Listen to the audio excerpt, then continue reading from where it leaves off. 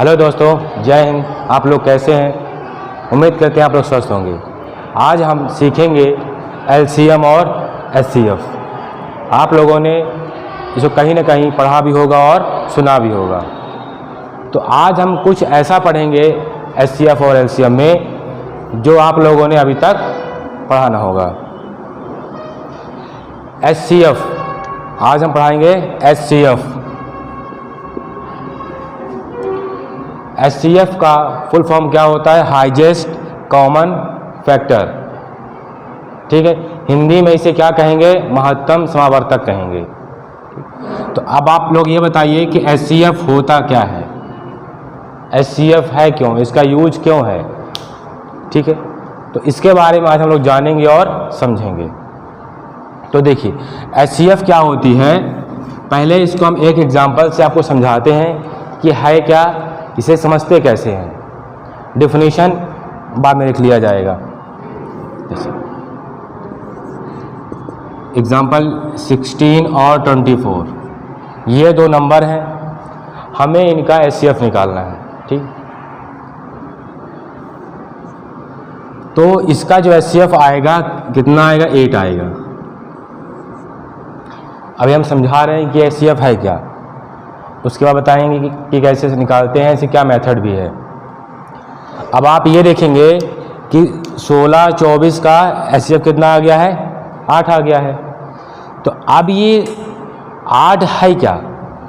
अब देखिए जो ये 8 है वो ये कहता है ये 8 हमारी सबसे बड़ी संख्या है। क्या है? सबसे बड़ी संख्या है जो 16 से भी डिवाइड है और 24 से भी डिवाइड है।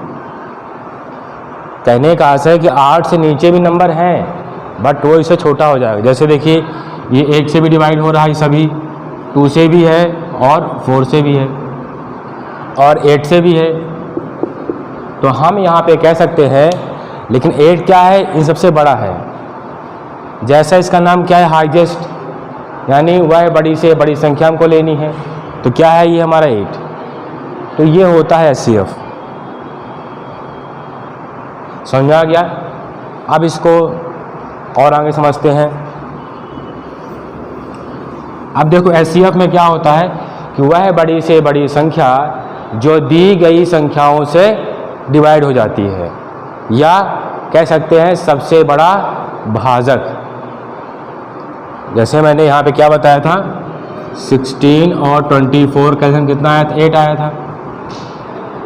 तो जो 8 क्या है? वह सबसे बड़ी से बड़ी संख्या है जो दिए गए नंबरों से क्या है? पूर्णतः डिवाइड है। ये इसका कॉन्सेप्ट हो गया।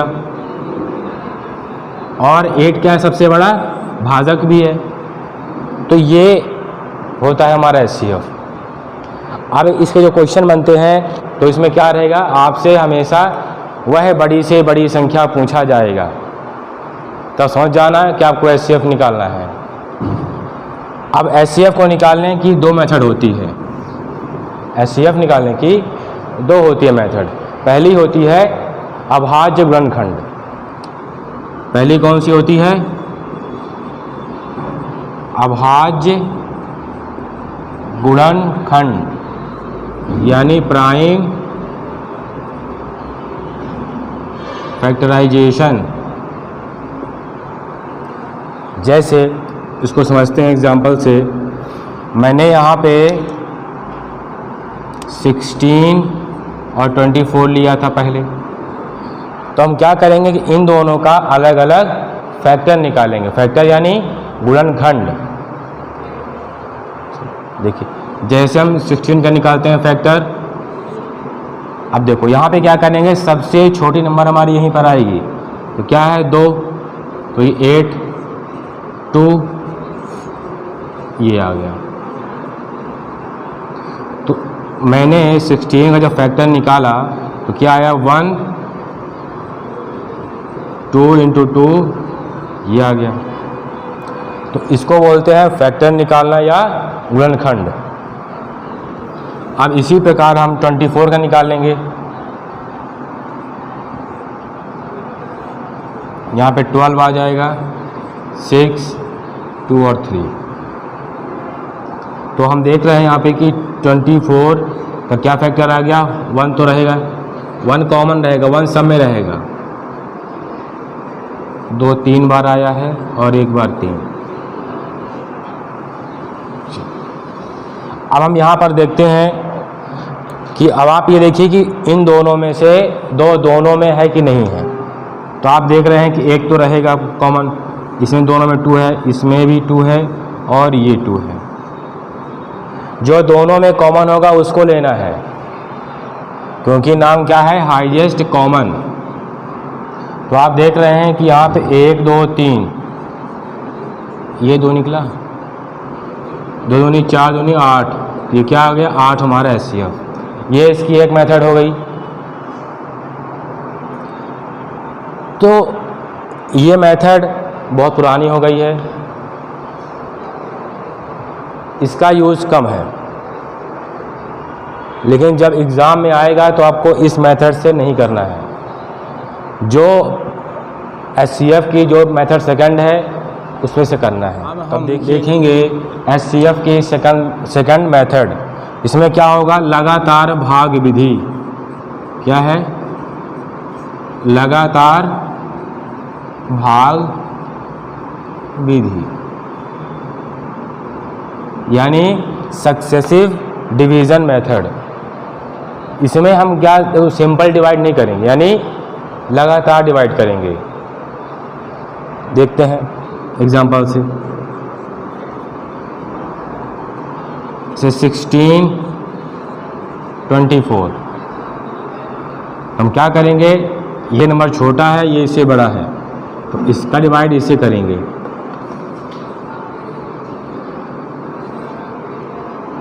ये एक बार जाएगा,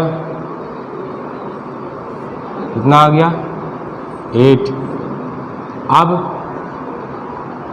8 आ गया है, अब ये आगे डिवाइड नहीं होगा, तो जो आप क्या करें, इसका डिवाइड हम इससे कर देंगे। अब 8 2 जा 16 कट गया, तो जो ये आया है ये अब क्या हो गया, HCF हो गया। समझ में आ गया। तो ये हो गया हमारा लगातार भाग विधि। तो इसका आंसर कितना 8 आ गया।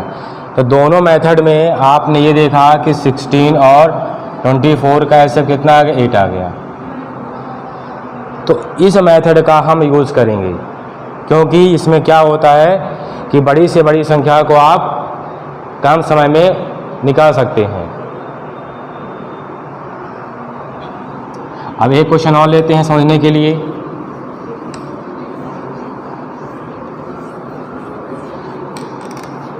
आप यहाँ पे सीख रहे हैं कि कैसे HCF निकालते हैं। इतने आसान क्वेश्चन एग्ज़ाम में नहीं आएंगे, इस बात का भी ध्यान रखना है।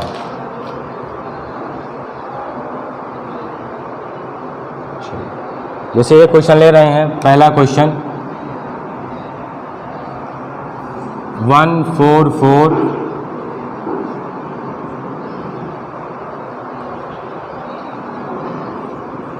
240 और 612। हमें इसका HCF निकालना है। ये 3 नंबर हैं, हमें इनका HCF बताना है कि इसका HCF क्या आएगा। तो इसको हम HCF की सेकंड मेथड से लगाएंगे, यानी लगातार भागित से। तो आप देखेंगे सबसे स्मॉल नंबर कौन सा है, ये है, फिर ये है, फिर ये। तो इसका डिवाइड इसमें करेंगे और फिर इसका डिवाइड इसमें करेंगे, और इसमें सिंपल डिवाइड नहीं रहेगा। चल देखते हैं। तो 144 डिवाइड 240, बताइए। अब ये एक बार जाएगा, ये 6 हो गया, ये 3 9।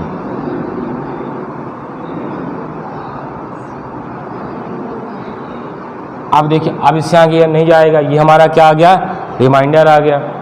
अब क्या करेंगे, इसका डिवाइड अब इससे कर देंगे, और ऐसा तब तक करेंगे जब तक कि हमारा रिमाइंडर क्या 0 ना आ जाए। ये हो गया 14, 14 में 6 गया 8, ये 13, 13 में 9 गया 4। अब क्या करेंगे, फिर इसका डिवाइड इसमें कर देंगे। 2 बार जाएगा, कितना आ गया, यहाँ पे रिमाइंडर क्या आ गया आपका 0। तो अब आप यहाँ पे कह सकते हो कि ये इसका और इन दोनों यानी इन दोनों के बीच का एचसीएफ कितना है 48। ठीक है, अब इस 48 का डिवाइड हम इसमें करेंगे। अब 48 जो हमारा इसका डिवाइड इसे करिए तो ये 1 बार जाएगा, तो यहाँ पे कितना जाएगा 13 और ये 2 आ गया। अब ये 2 बार जाएगा, कितना हो जाएगा 96 हो जाएगा, और ये 6 हो गया, ये हो गया। अब इस संग नहीं जाएगा तो क्या करेंगे, इसका डिवाइड इसमें कर देंगे।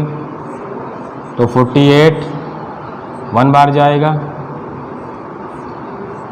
12 आ गया। अब इसका डिवाइड इसमें फिर कर देंगे 36 में, तो 12 3 जा 36। अब आपका यहाँ पर रिमाइंडर क्या आ गया 0। मैंने आपको बताया था कि ऐसा तब तक करना है जब तक कि रिमाइंडर आपका 0 ना आ जाए। तो अब आप देख रहे हैं कि यहाँ पे रिमाइंडर 0 आ गया है, तो ये 12 क्या हो गया आपका एचसीएफ। तो आप कह सकते हैं कि इन तीनों का एचसीएफ कितना आ गया है 12। इसी प्रकार आपको करना है।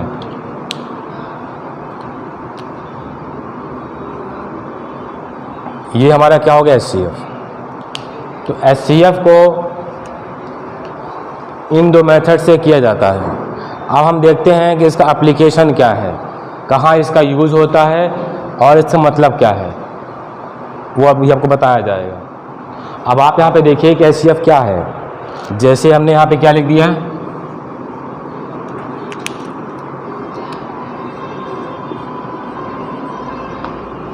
अब देखिए इसका एचसीएफ क्या आया था 8। अब समझते हैं एचसीएफ। तो एचसीएफ में क्या होगा कि वह बड़ी से बड़ी संख्या जिससे दी गई संख्याएं क्या हो डिवाइड हो, मतलब कि वह बड़ी से बड़ी संख्या जो दी हुई संख्याओं से क्या हो डिवाइड हो, पहला कॉन्सेप्ट। दूसरा हम क्या है कि वह बड़ी से बड़ी संख्या, ये सब में कॉमन रहेगा कि वह बड़ी से बड़ी संख्या दी हुई संख्याओं का योग, मतलब कि इन दोनों का प्लस माइनस मल्टीप्लाइड, ये सब जो भी आएगा वो सब क्या होगा 8 से डिवाइड होगा। कहने का से अगर हम इन दोनों को ऐड करते हैं तो क्या आएगा,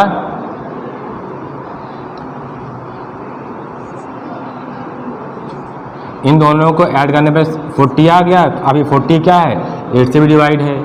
तो इसी प्रकार इसका माइनस और इसका इंटू और इन दोनों का एलसीएम, ये चीज़ें ये सब क्या होंगी 8 से डिवाइड होंगी। समझ में आ गया। तो मतलब जो ये 8 है, देखो 8, इससे क्या समझ में आया कि जो नंबर दिया गया है ये भी से डिवाइड है, इसका सम भी से डिवाइड होगा, इसका माइनस भी डिवाइड होगा, इसका इंटू भी डिवाइड होगा, और इसका एलसीएम जो भी आएगा वो भी क्या होगा इससे डिवाइड होगा। तो इतना चीज़ होता है सिर्फ एक इससे, ये होता है इसका कॉन्सेप्ट। समझ में आ गया। चलिए अब हम देखते हैं इसका नेक्स्ट पॉइंट।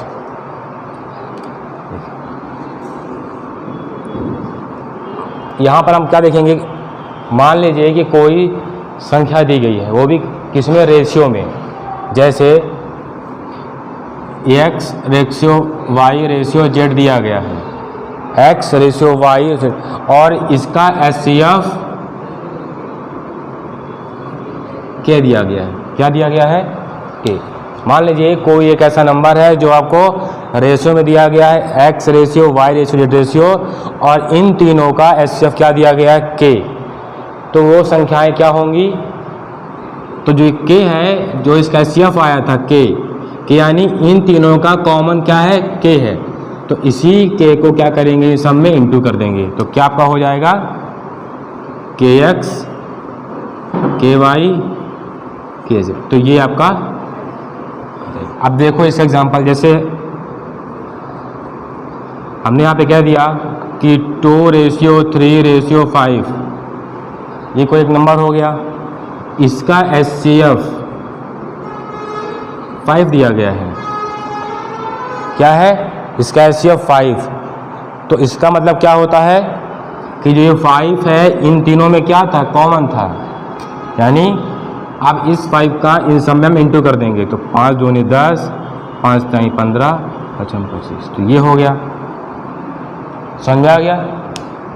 तो अगर अब इसी प्रकार क्वेश्चन अगर लिखा रहेगा, अगर ऐसा लिखा हुआ है 10, 15 और 25, तो आप यहाँ पे देख रहे हैं कि इन तीनों में क्या हो रहा है, 5 कॉमन हो रहा है। तो ये अभी इससे छोटा हो जाएगा। तो आप क्या करेंगे, या इनसे 5 आप कॉमन ले लीजिए या डिवाइड कर दीजिए। क्या पे 2 आ जाएगा, 3 आ जाएगा, 5 आ गया। तो जो आपने इसमें 5 को क्या किया, डिवाइड किया है या कॉमन लिया है, यही क्या होता है, HCF। ठीक है, तो ये इसके क्या होते हैं, एप्लीकेशन होते हैं। चलिए अब हम देखते हैं इससे क्वेश्चन कैसे बनते हैं एग्जाम में। अब एग्जाम के दृष्टिकोण से हम देखते हैं।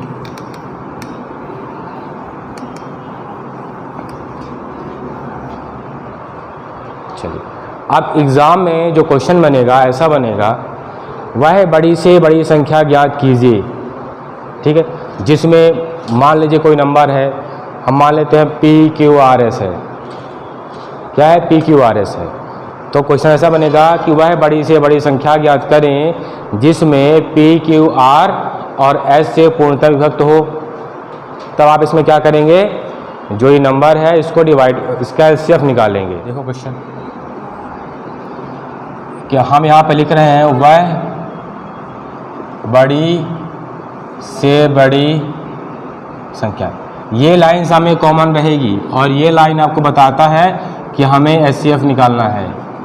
ठीक है, वह बड़ी से बड़ी संख्या ज्ञात करें,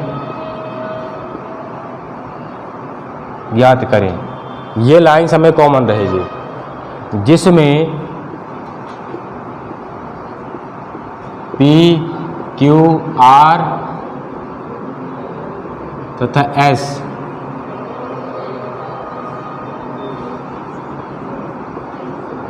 पूर्णतः डिवाइड हो। ये इसका एक क्वेश्चन ऐसे बनेगा कि वह बड़ी से बड़ी संख्या ज्ञात करे। तो जो ये लिखा रहता है बड़ी से बड़ी, मतलब HCF निकालना है कि जिसमें PQRS पूर्णतः डिवाइड हो। तब आप यहाँ पे क्या करेंगे, आप यहाँ पे लिखेंगे संख्या, यानी ये संख्या क्या होगी यहाँ पे, तो PQR तथा S का हम HCF निकाल लेंगे। समझ में आ गया, मतलब इन चारों का जो HCF होगा वही आपका नंबर हो जाएगा। जैसे मैंने अभी बताया था, मान लीजिए कि 1 ये लिखा था। अब हम इसको यहाँ पे रखते हैं और समझते हैं। ठीक है, मतलब तो वह बड़ी से बड़ी संख्या ज्ञात करें जिसमें 144, 246, 12 क्या हो, से पूर्णतः डिवाइड हो। तो आप क्या करेंगे, इन तीनों का HCF निकालेंगे। तो इसका HCF क्या आया था, बताइए, इसका HCF कितना आया था, 12 आया था। तो इसका मतलब ये हुआ कि 12 क्या है, जो 12 है सबसे बड़ी संख्या है, जो इससे डिवाइड है, इससे भी है और इससे भी है। 12 के नीचे यानी 11, यानी 11, 10, 9, 8 जो सभी नंबर हैं उन सबसे ये डिवाइड नहीं होगा तीनों। ये पहला कॉन्सेप्ट। तो अब इसी प्रकार कॉन्सेप्ट और है,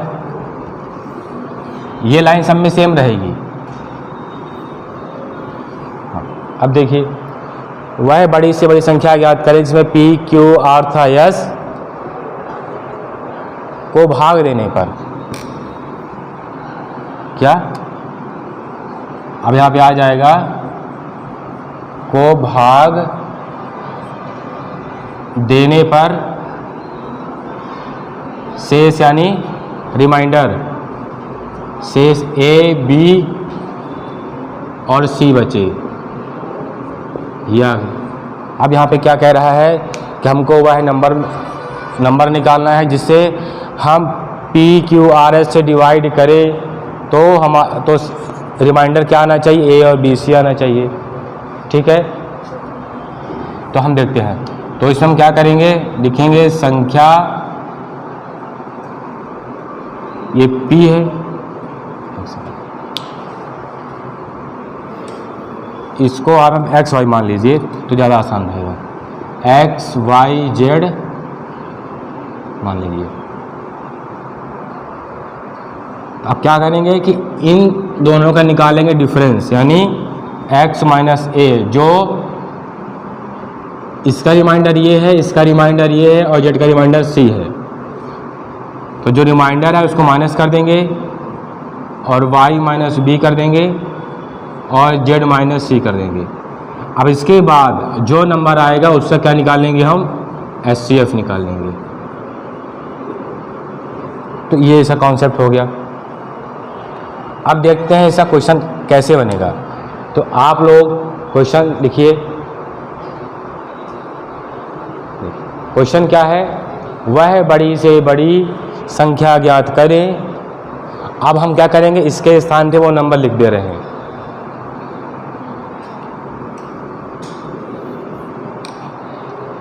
संख्या ज्ञात करें जिसमें 148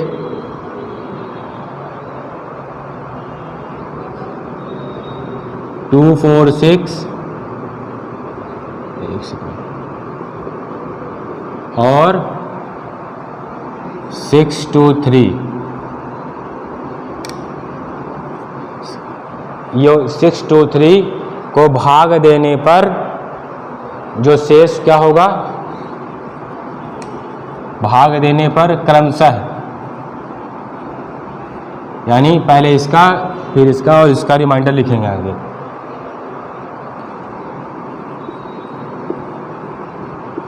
ग्यारह शेष बचता है, ये क्वेश्चन हो गया शेष।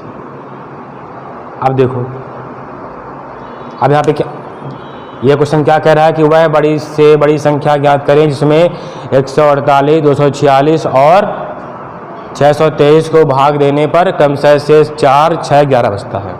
मतलब क्वेश्चन ये कहना चाह रहा है आपसे कि हम इसमें किस नंबर से डिवाइड करें कि शेषफल 4 आना चाहिए, और उसी पर वो नंबर तीनों में क्या होना चाहिए, कॉमन होना चाहिए।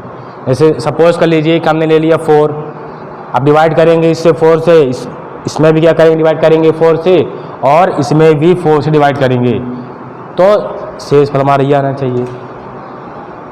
ठीक है, तो ये कह रहा है। तो अभी आपको वो नंबर नहीं पता है कि कौन सा है, तो आप क्या करेंगे कि इसमें इसको माइनस कर देंगे। 144 माइनस 4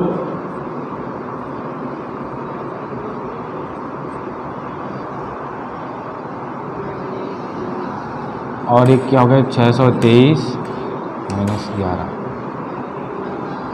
बताइए यहाँ पे क्या आ जाएगा, माइनस करने पर 48। तो यहाँ पे कितना आ जाएगा, 144 और 240, यह आ गया। और इसका जब आप HCF निकालोगे, इसका आप HCF निकाल चुके हो ना क्वेश्चन में, तो संख्या क्या आ जाएगी, 12। समझ में आ गया, मतलब इसका आंसर क्या आ गया, 12। अब हम इस आंसर को यहाँ पे रख के इसको पढ़ते हैं एक बार, क्या दोनों सेम है कि नहीं है।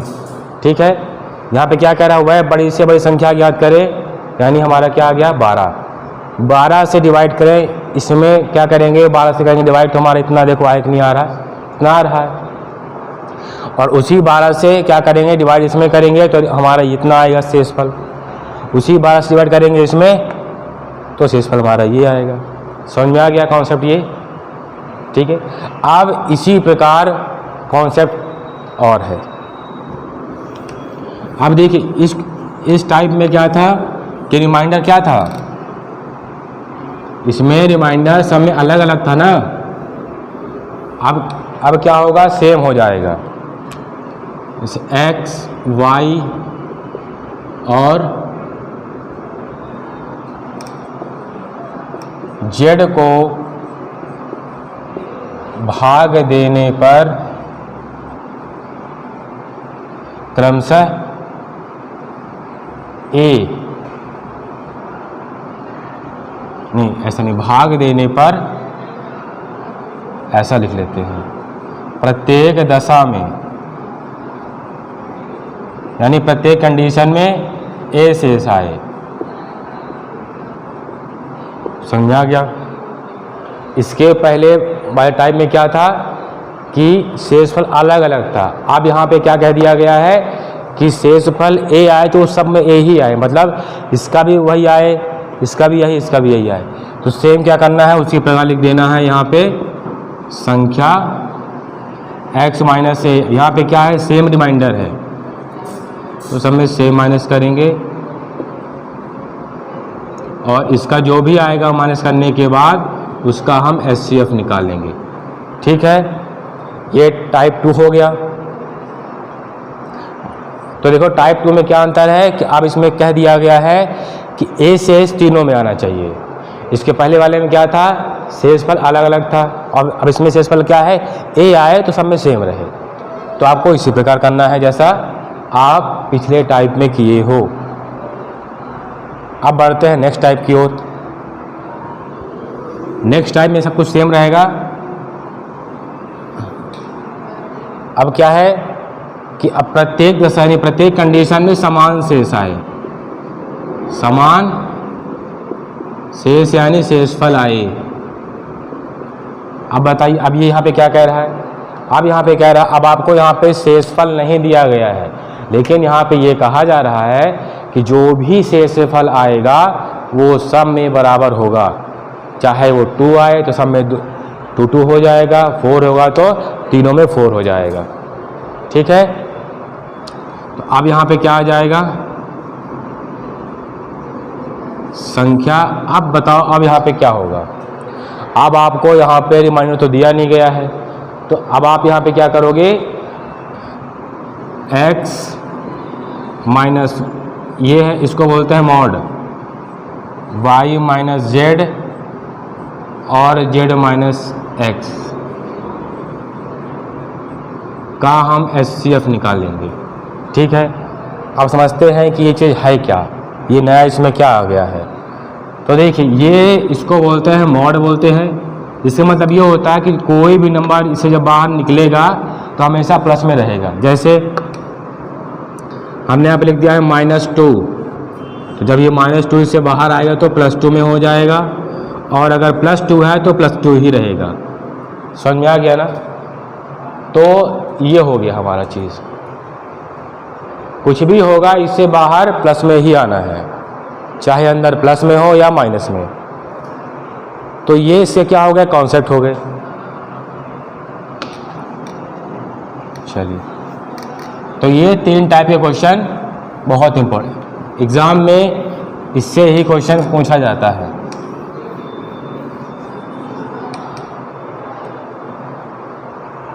ठीक है, तो ये हमारा क्या हो गया, HCF। तो ये HCF के बारे में था। अब HCF के बारे में पूरा कॉन्सेप्ट क्लियर हो गया होगा। अब अगले वीडियो में LCM बताया जाएगा और उसके बाद HCF और LCM के दोनों के साथ में क्वेश्चन कराए जाएंगे। ठीक, अगर वीडियो अच्छी लगी हो तो इसको लाइक करें, सब्सक्राइब करें, शेयर करें।